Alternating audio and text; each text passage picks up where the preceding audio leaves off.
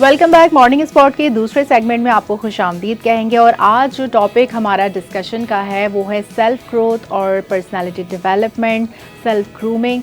तो आप हर कोई चाहता है कि उसकी शख्सियत सहरंगेज़ हो, पुरकशिश हो, अट्रैक्टिव हो, उसकी कम्युनिकेशन स्किल्स अच्छे हों, उसका एक बहुत ज़बरदस्त कहते हैं ना इस बंदे का ऑरा बहुत अच्छा है। तो आपका ऑरा जो है ना वो आपकी पर्सनालिटी से ही बेसिकली बनता है। जितनी ज़्यादा आपकी स्ट्रॉन्ग पर्सनालिटी होगी वो सब में आप को एक इन्फ्लुएंशियल मुकाम देगी। आप कहीं जाते हैं तो ज़ाहिर है आपके ताल्लुकात पर, आपके करियर पर, आपकी ज़िंदगी के हर पहलू पर आपकी शख्सियत का बहुत गहरा असर होता है। और आपके लोग जो इर्द गिर्द के माहौल में आप लोगों के पर्सनालिटी से इन्फ्लुएंस होते हैं वो ज़ाहिर है कोई आता है महफिल में छा जाता है तो कोई बिल्कुल ही मादूम पड़ जाता है। तो ये होती है एक्चुअली पर्सनालिटी। और पर्सनालिटी को हम किस तरह से ग्रूम कर सकते हैं, सेल्फ डेवलपमेंट कोर्सेज होते हैं उसके, उस हवाले से हम आज बात करेंगे। बिल्कुल अफशीन को कंटिन्यू करते हुए मैं आपको बताना चाहूँगा कि आज के हमारे बहुत ही एक इन्फ्लुएंशियल पर्सनालिटी हैं जो हमारे साथ मौजूद हैं यहाँ पे स्टूडियो में, मिस समरीन साहिबा। अस्सलाम वालेकुम मिस समरीन, कैसी हैं? मिस समरीन जो हैं वो कॉर्पोरेट जी इंटरनेशनल की CEO हैं।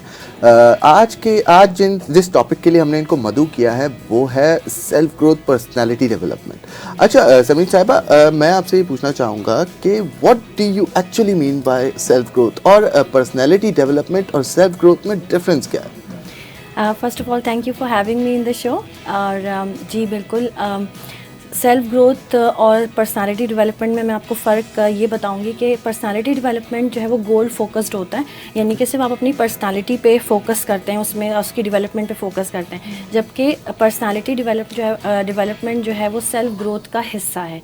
तो मेन टॉपिक जो है वो सेल्फ ग्रोथ है, जिसमें पर्सनालिटी डेवलपमेंट भी उसका हिस्सा है।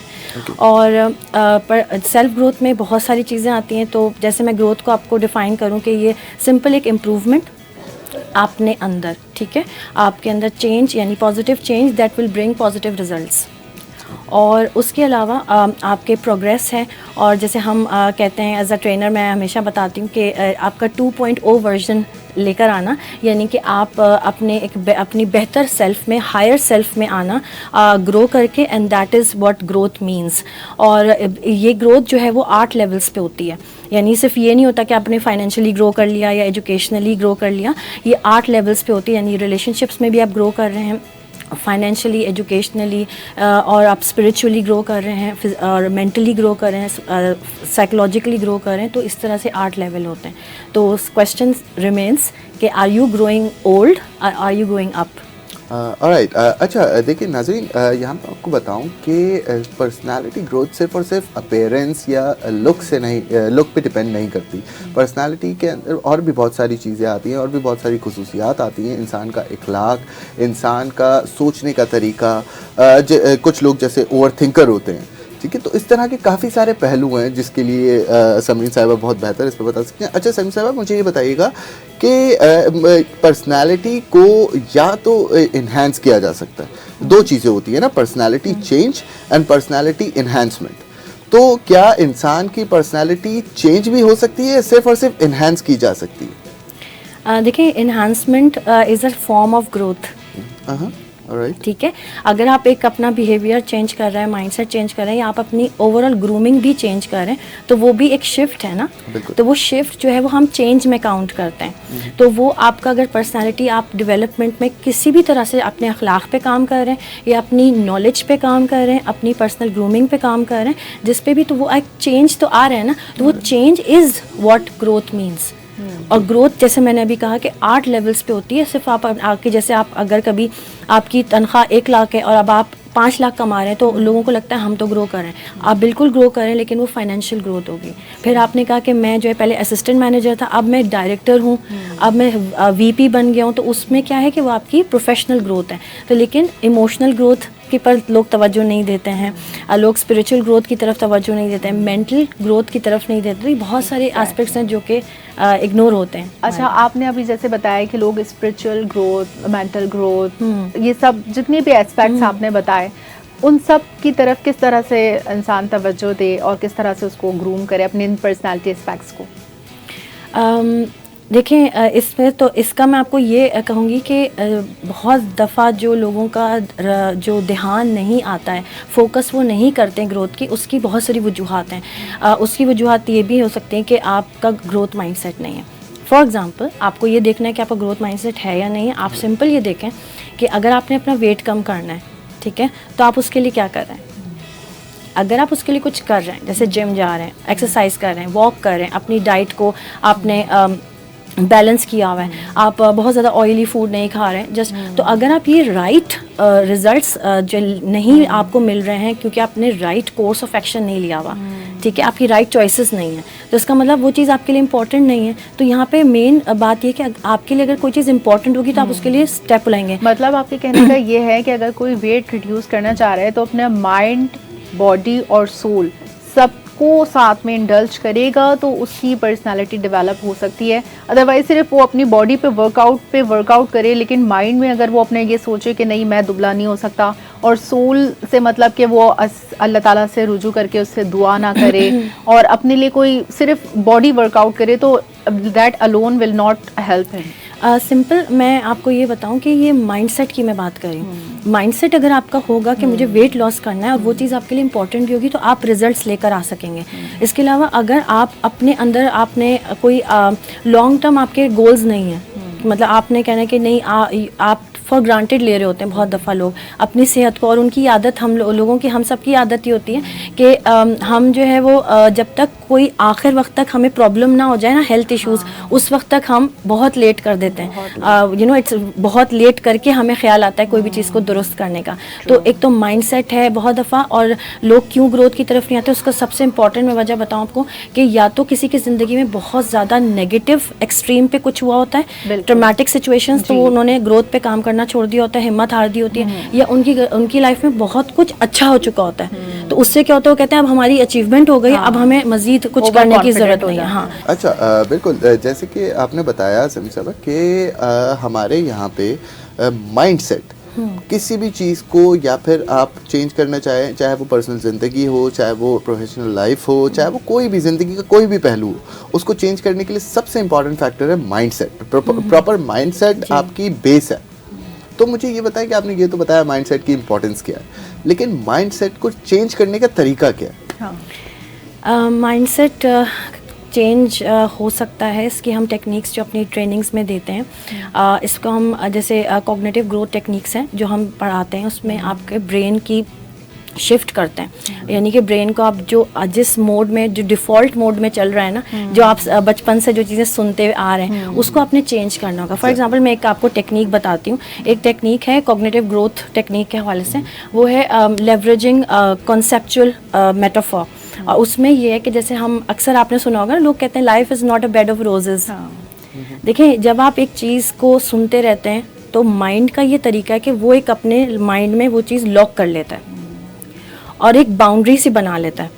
अब आपने कह दिया कि life is not a bed of roses, तो वो आपकी लाइफ में उतनी सफरिंग्स आएंगी, उतनी प्रॉब्लम्स आएंगी, और अगर कोई अपॉर्चुनिटी आने भी लगेगी ना, तो आपका जो माइंड का जो बाउंड्री आपने ड्रॉ की हुई है ना, तो वो ब्लॉक कर देगा।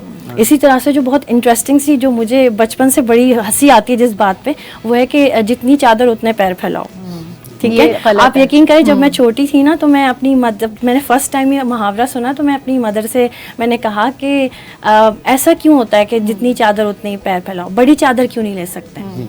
तो देखिए, ये माइंड का कॉन्सेप्ट आपका है कि बच्चे तो क्वेश्चन करते हैं ना, तो ये आज भी है कि आपने मुझे कन्फाइनमेंट रखी हुई ना अपने माइंड में कि मुझे इतना ही मिलेगा और मैं इतने में ही खुश रहूंगा या रहना पड़ेगा चाहे मुझे जितना। अब क्या होगा, लाइफ में कोई अपॉर्चुनिटी आने लगेगी ना, वो आपके हाथ तक नहीं पहुंचेगी, वो आपके क्रॉस करके चली जाएगी, बिकॉज आपकी जो माइंड की कन्फाइनमेंट है, आपकी थॉट्स आपकी रियलिटी बनाते हैं। बिल्कुल, आपका थॉट पैटर्न ही है। ये कहते हैं ना कि अल्लाह ताला से जैसा आप गुमान करेंगे वैसा ही होगा। तो आप बेहतर, अल्लाह ताला से आप 4 रुपए मांगे या 4 लाख मांगे, तो वही बात है कि अल्लाह ताला तो दोनों ही आपके लिए करने पे कादिर है। अच्छा, ये बताएं कि पर्सनालिटी डेवलपमेंट के लिए सेल्फ असेसमेंट कितनी ज़रूरी है? हमारा जो खुद एहतसाबी का अमल है, हमें कितना ज़्यादा इस पर ध्यान देना चाहिए ताकि इससे हमारी पर्सनालिटी ग्रूम करें? बिल्कुल, बहुत अच्छा क्वेश्चन किया आपने, और ख़ास तौर पे ऐसे वक्त में जब हम न्यू ईयर की तरफ जा रहे हैं। आपको पता है कि न्यू ईयर होते ही जो है वो न्यू ईयर रेजोल्यूशंस स्टार्ट हो जाती हैं सब सबकी। लोग लेकिन बनाने। देखिए, रेजोल्यूशन से पहले तो आपको सेल्फ असेसमेंट से, जिसको हम सेल्फ इवैल्यूएशन करते हैं, अभी मेरी एक वर्कशॉप होने वाली है बहुत जल्द, लास्ट वीक ऑफ दिसंबर में, जो कि सेल्फ ग्रोथ इवैल्यूएशन पे होगी, कि ये बताना कि आपने पूरे एक साल में कितना ग्रो किया। अच्छा, ग्रो करने का मुराद ये है कि उसका मैं पूरा आपको चार्ट हम लोग देते हैं, तो उसमें एक आध चीज़ मैं आपको बता देती हूँ कि फॉर एग्जांपल आप एक मार्केटिंग के बंदे हैं, तो आप राइटिंग स्किल्स आपकी अच्छी नहीं है, ठीक है, तो अब आपने पिछले एक साल में इस एक स्किल को कितना मास्टर किया, कितनी प्रैक्टिस की है कि आपकी ये स्किल, आपकी एक्सपर्टीज़ आपको मिल जाए, ठीक है। फिर आपके कुछ ऐसी चीज़ें जो आप फाइनेंशियली था, क्या आपने multiple resource of income start की है या नहीं आपने, या आप अपने ओहदे से डेजिग्नेशन, आपकी प्रमोशन हुई है, तो किस लेवल पे, हर लेवल ऑफ ग्रोथ पे आप उसको देखें कि कितना ग्रो किया है। और जहाँ ग्रो नहीं किया है वहाँ पे आप एक्सपर्ट से राय लें कि आपको किस तरह से ग्रो करने की ज़रूरत है, बिकॉज इट्स कम्प्लीटली मैथमेटिकल जो इवैल्यूएशन होती है। बहुत दफ़ा क्या होता है, जिसमें अभी मैं आपको सिंपल ये बताऊँगी, जिसको हम जो है वो टॉक्सिक प्रोडक्टिविटी कहते हैं, यानी कि लोग इतना ज़्यादा काम कर रहे होते हैं कि उनको लगता है कि दिस नॉट इनफ, तो बहुत ज़्यादा वो बर्नआउट भी फील कर रहे होते हैं, लेकिन रिजल्ट्स नहीं मिल रहे होते हैं। तो उसका सिंपल तरीका ये कि आपकी डायरेक्शन सही नहीं है। बिल्कुल ठीक है। समरी साहिबा, हमारे साथ एक और गेस्ट भी मौजूद हैं, मोटिवेशनल स्पीकर हैं जबीन नवीद साहब। एक बहुत ही इन्फ्लुएंशियल पर्सनालिटी हैं और लोगों को खुद इन्फ्लुएंशियल बनने में भी मदद करते हैं, उनकी पर्सनालिटी को बेहतर बनाने में भी मदद करते हैं। अस्सलाम वालेकुम जबीन साहब, कैसे हैं? अस्सलाम वालेकुम जबीन साहिबा, क्या हाल है आपका? वालेकुम अस्सलाम, thank you so much for having me. Jabeen साहिबा, आज हम बात करें सेल्फ ग्रोथ पर। आप क्या समझती हैं, सेल्फ ग्रोथ पर्सनालिटी डेवलपमेंट के लिए कितनी ज़रूरी है? सेल्फ ग्रोथ एंड डेवलपमेंट की अगर हम बात करें तो उसके अंदर सबसे पहले तो हमारी अपनी पर्सनैलिटी के ऊपर हमें वर्किंग करने की ज़रूरत होती है कि हमारी सोच कैसी है, हमारी पर्सनैलिटी कैसी है, हमारी अपीयरेंस कैसी है, हमारा वे ऑफ टॉकिंग, हमारी बॉडी लैंग्वेज, ये तमाम चीज़ें जो होती हैं उसके अंदर काउंटेबल होती हैं। अगर हम बात करें कि पर्सनैलिटी बिल्डिंग क्या चीज़ है, तो हम सबसे पहले जो है वो हम ये देखेंगे कि हमारी जो पर्सनैलिटी है वो काम है, नेचर हमारी कैसी है, और हम जो है वो बीइंग ए लाइक एजुकेशनिस्ट हम देखते हैं कि जैसे है हम बच्चों की पर्सनालिटी बिल्डिंग के हवाले से काम कर रहे होते हैं या बात कर रहे होते हैं, तो वो एक अर्ली एज से स्टार्टअप हो जाता है बच्चों का। घर, एक जो घराना होता है बच्चों का वो, और स्कूल, ये दो चीजें ऐसी होती हैं जो कि मेन आपका जो होती है, मेन इकाई होती है, और जिससे मिलके बच्चे की पर्सनैलिटी बनती है। लेकिन इसके साथ साथ जो हमारे इर्द गिर्द का माहौल होता है, जिस एरिया में हम रहते हैं, जिस खानदान में, यानी खानदान एक तो वो है जिसके अंदर आप घर में रहते हैं, इसके अलावा जो घर के अफराद हैं, आपके खानदान के अफराद हैं, जिसके अंदर आपकी जो होती है वो हम कहेंगे कि ऐसी फैमिली जिसके अंदर ग्रैंड पेरेंट्स भी होते हैं, आपके बाकी दूसरे रिश्ते होते हैं, अंकल आंटीज वगैरह, उसका भी इम्पैक्ट बच्चे की पर्सनैलिटी पे बहुत आता है। बच्चे की पर्सनैलिटी के साथ साथ जैसे जैसे बच्चा ग्रो होता रहता है, टीन एजेस में आता जाता है, उसके मेंटोर भी जो होते हैं वो चेंज होते रहते हैं। तो इस चीज का भी खास ख्याल रखने की जरूरत होती है पेरेंट्स को भी और टीचर्स को भी, कि बच्चे की जो पर्सनैलिटी है वो चेंज हो रही है, वो किससे इंस्पिरेशन ले रहा है। हमारे इर्द गिर्द कोई पॉजिटिव लोग हैं जिनसे इंस्पिरेशन ले रहा है, या फिर कोई हमारे नेगेटिव लोग हैं, उनकी सोच का तरीका किस तरह का है। आपने ये बहुत अच्छी बात की जमीन, कि जो है मेंटोरशिप इस वक्त बहुत इम्पॉर्टेंट है बच्चे की, ना सिर्फ पर्सनालिटी डेवलपमेंट के लिए बल्कि करियर ग्रोथ के लिए भी। आप क्या कहेंगे इस हवाले से, मेंटोरशिप इस वक्त कितनी इंपॉर्टेंट है, लीडरशिप क्वालिटी होना और किसी का मेंटोर होना आपकी लाइफ में? बेसिकली मेंटोर का बहुत इंपॉर्टेंट रोल होता है, ख़ासतौर पे बच्चों की लाइफ में, क्योंकि बहुत दफ़ा वो इंस्पायर हो जाते हैं और उसी को फॉलो करने लग जाते हैं। चाहे वो किसी क्रिकेटर को देख रहे हैं, किसी आप अपने घर में अपने फादर को देख रहे हैं, या आप अपने किसी टीचर को देख रहे हैं, तो उसमें जो लीडर के लिए ज़रूरी है सबसे ज़्यादा उसको ग्रो करना। अगर लीडर ग्रो नहीं कर रहा है तो वो गाइड करने की पोजीशन में नहीं है, ठीक है, क्योंकि इसमें ये होता है कि जब आप अपने ग्रोथ कर रहे होते हैं, आपकी ग्रोथ हो रही होती है, तो आपका लेवल बढ़ रहा होता है, लेकिन जो लोग साथ में मिलकर ग्रो नहीं कर रहे होते हैं उनका लेवल आपसे नीचे हो जाता है। तो हमेशा लीडर्स, ट्रेनर्स, आपके जो मेंटोर्स हैं, उनका लेवल, आप जिसको आप ट्रेन कर रहे हैं उससे आपका लेवल ऊपर होना चाहिए, तभी वो जो है वो मतलब उसका इम्प्लीमेंट होगा या उसका इम्पोर्टेंस होगी, अदरवाइज़ तो उसकी कोई इम्पोर्टेंस नहीं है। बिल्कुल ठीक है। अच्छा जबीन साहिबा, यहाँ पर समरीन साहिबा हमारे साथ मौजूद थी, उन्होंने हमें बताया कि चाहे पर्सनल ग्रोथ हो या कोई भी और पहलू हो ज़िंदगी का, तो माइंडसेट बहुत ज़रूरी है। आपको क्या लगता है कि प्रोफेशनल लाइफ में या एक टीन एज में तो हर किसी को ये बताया जाता है कि आपको अपना माइंडसेट सेट करने की ज़रूरत है, माइंडसेट चेंज करने की ज़रूरत है, माइंडसेट एक अच्छा पॉजिटिव डेवलप करने की ज़रूरत है। तो आपको लगता है कि बच्चों को भी जो है वो माइंडसेट की तरफ रुझान उनका बढ़ाना चाहिए कि उनका बचपन से ही माइंडसेट प्रॉपर हो? ये बड़ा अच्छा सवाल है। आजकल तो स्पेशली जो है वो इसकी एक बहुत अहमियत है, क्योंकि हमारे यहाँ जिस तरह से जो है वो एरास से जल्दी जल्दी चेंज हो रहा है, टेक्नोलॉजीज आ रही हैं, बच्चों के माइंडसेट जो है वो आप ये नहीं कह सकते कि जी आपने अर्ली एज से उसका माइंडसेट कर दिया तो वो फिर यही करेगा। सॉरी। और या फिर हम ये सोचे कि जो बच्चा है वो खुद कुछ बनना चाहता है तो हम ये कहेंगे नहीं, वो बच्चा तो बनना चाहता है, डॉक्टर बनना चाहता है, लॉयर बनना चाहता है, पॉलिटिशियन बनना चाहता है, लीडर बनना चाहता है, तो हम ये सोचे कि जी बच्चा वही करेगा। देखिए ये डिपेंड करता है कि अर्ली एज से बच्चा जो है वो किससे इंस्पायर हो रहा है ना। कुछ बच्चे जो होते हैं वो फिर जाना चाहते हैं फौज में, लेकिन जैसे जैसे वो बड़े होते हैं तो वो कभी कभी अपने सराउंडिंग में बिजनेस को देखते हैं बहुत अच्छा ग्रो करता हुआ, या उनसे इंस्पिरेशन लेते हैं कि भाई वो तो ग्रोथ उनकी इतनी अच्छी है बिजनेस की, उनके पास बहुत लग्जरी लाइफ है, तो फिर वो उस तरफ उनका माइंड चला जाता है कि हम कोई बिजनेस की तरफ आ जाएं। फिर इसके साथ साथ कुछ लोग होते हैं वो एजुकेशनिस्ट से हो जाते हैं, कभी मुतासिर, कोई पॉलिटिशियन से हो जाते हैं। सबसे बड़ी चीज हमारी ये है कि हमारे अंदर एक तो लीडरशिप हमें अपने बच्चों में पैदा करने की जरूरत है, फिर खुद एतमादी पैदा करने की जरूरत है कि वो बच्चा जो है ना वो बिलीव करे अपनी जात पे कि वो क्या कर सकता है। अच्छा स्टेजेस जो होते हैं लाइफ के, जो भी हमारे जैसे 7 स्टेजेस ऑफ लाइफ है, आपने देखा है शेक्सपियर ने भी डिस्कस किया, उन स्टेजेस को भी जो है ना वो हमें देखना होता है कि हर स्टेज जो होता है लाइफ का उसमें बच्चे का माइंडसेट अलग होता चला जाता है, और वो जब माइंडसेट अलग होता है तो वो मुख्तलिफ इंस्पिरेशंस ले रहा होता है। सबसे पहले जो बच्चे होते हैं वो अपने घर से इंस्पिरेशन लेते हैं, या तो वो अपने पेरेंट्स को बनाते हैं, स्पेशली फादर को बच्चे बहुत ज्यादा जो है वो आइडियलाइज कर रहे होते हैं। फिर बाय द टाइम जैसे वो स्कूल आते हैं या वो प्राइमरी सेकेंडरी क्लासेस में आते हैं तो फिर उनकी जो माइंडसेट होता है वो डिफरेंट होता है। इसके बाद जब बच्चा टीन एज में चला जाता है, सेकेंडरी क्लासेस की तरफ चला जाता है, हायर सेकेंडरी क्लासेस की तरफ चला जाता है, तो फिर देन वो डिसाइड करता है कि उसने अब किस तरह से ग्रोथ करना है, किस प्रोफेशन में आना है, और उसके अकॉर्डिंगली वो अपनी पर्सनैलिटी को फिर चेंज करता है।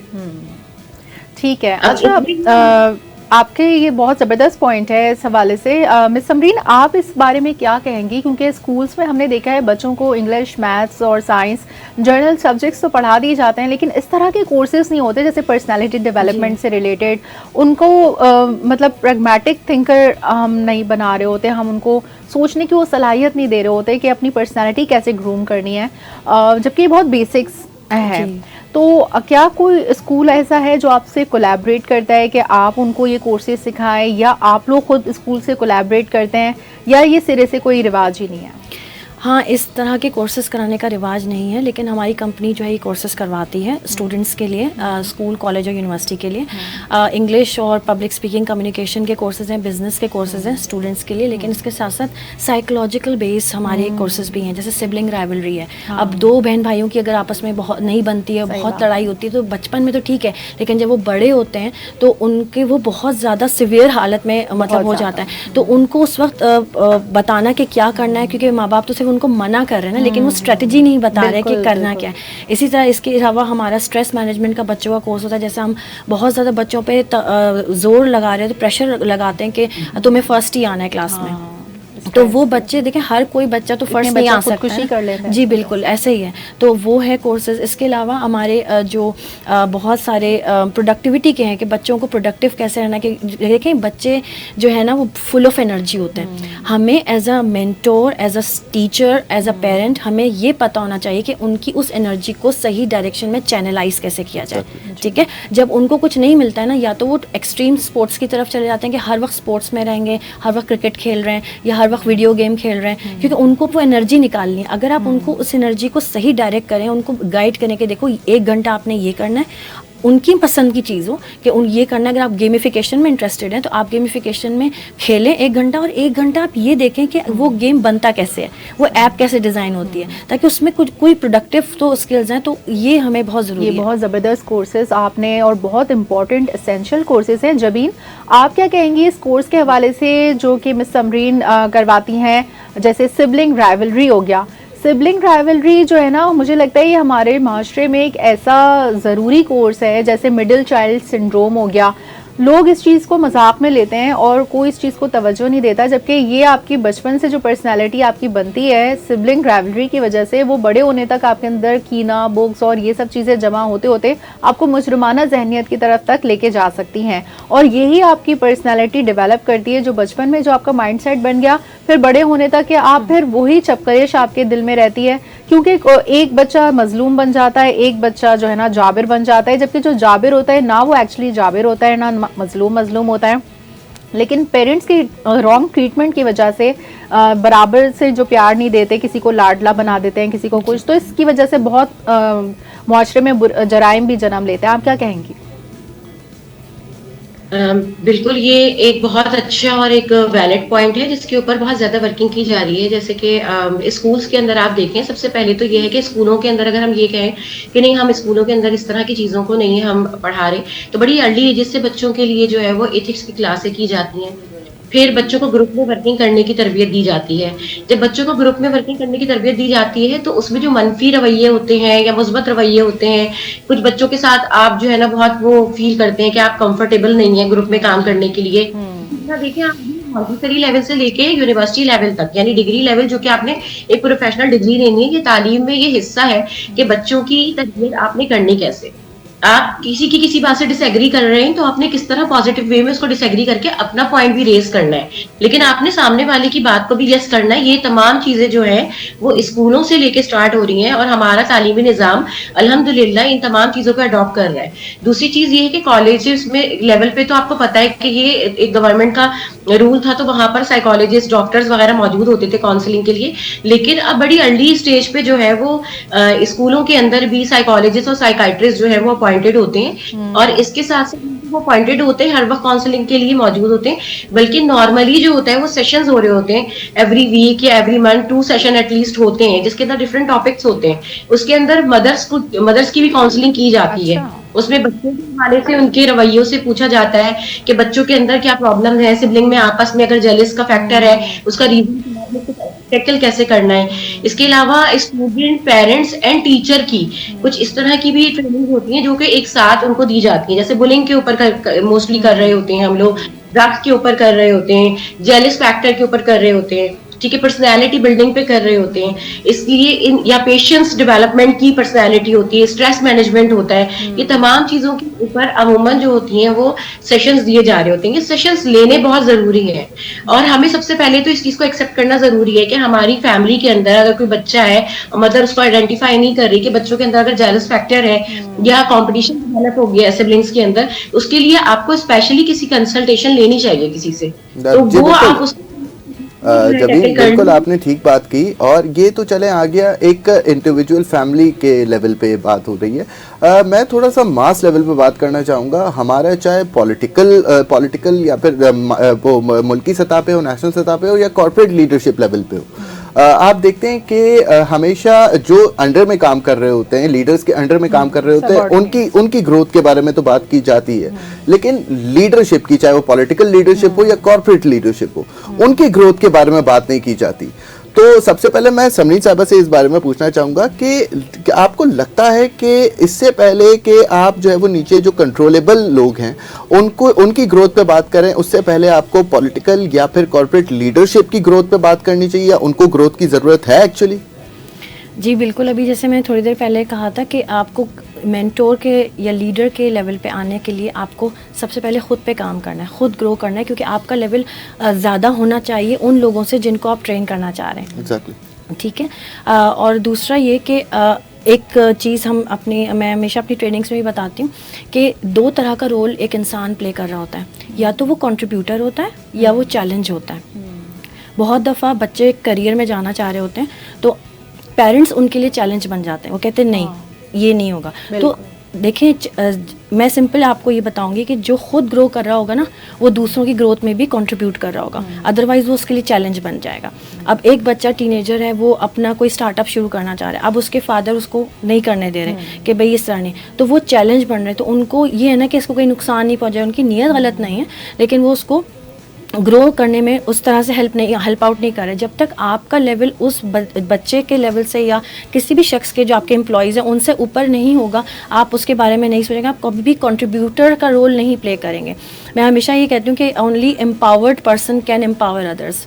तो अगर ख़ुद आप एम्पावर्ड नहीं हैं तो आप दूसरों को भी एम्पावर नहीं कर सकते हैं। और एम्प्लॉयज़ की ज़रूर आप गाइड करें, लेकिन अगर वो आपके पास आ रहे हैं और वो उनकी ट्रेनिंग हो गई है और उनका लेवल आपसे ऊपर हो गया, तो उनकी बात आप कभी नहीं समझ सकेंगे। ये तो एक हो गई कॉर्पोरेट लेवल पे बात। लेकिन जबीन साहिबा, मैं आपसे ये पूछना चाहूंगा कि पॉलिटिकल लेवल पे, पॉलिटिकल लेवल की जो लीडरशिप है, क्योंकि वो एक बहुत बड़े खत्ते को जो है वो लीड करते हैं और एक मास क्राउड को जो है वो लीड करते हैं और उनकी जिंदगियां डिपेंडेंट होती हैं उन पे।